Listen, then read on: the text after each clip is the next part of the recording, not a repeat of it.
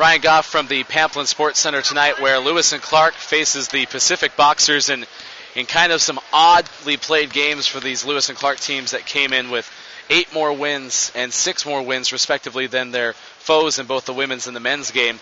Lewis and Clark comes out with victories, but it didn't look easy, including with the women's game starting off.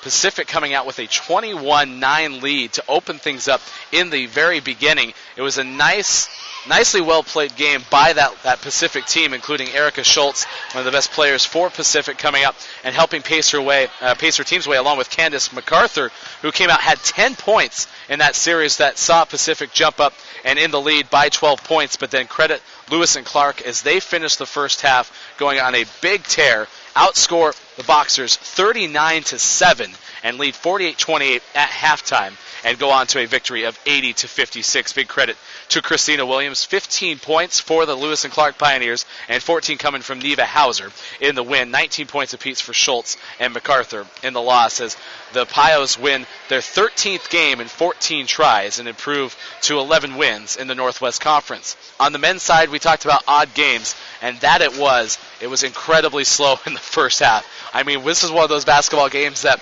from this standpoint, I want to tell you, wasn't really fun to watch, but it wasn't fun to watch in the first half. Lewis and Clark 20-14, a halftime lead of 6 points, a combined 34 points in the beginning, as the teams only had 9 field goals through the majority of the first half combined. But in the second half, things picked up a little bit. Pacific played very nicely in the beginning of the second half, scored a couple of quick buckets. Lewis and Clark, much like they did in the first half where the Pioneers distanced themselves, had back-to-back three-pointers. In the first half, the key moment was back-to-back-to-back three-pointers by P.J. Taylor, Donnie Perconte, and Kyle Mewson, who would end up being our player of the game.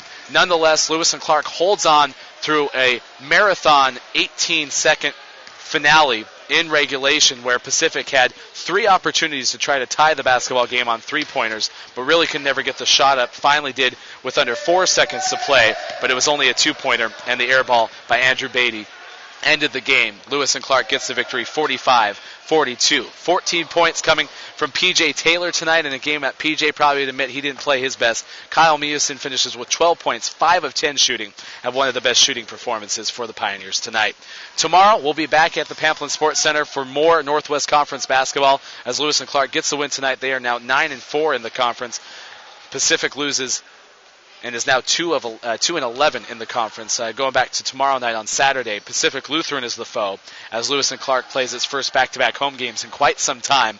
We saw them 3 weeks ago with one game against Willamette and haven't seen them in back-to-back dates since. That'll happen tomorrow. Please join us at 6 o'clock and 8 o'clock on PioStream. For everyone in the PioStream crew, I'm Ryan Goff saying thanks for having fun with us tonight on PioStream. We'll see you again tomorrow for more Lewis and Clark Athletics.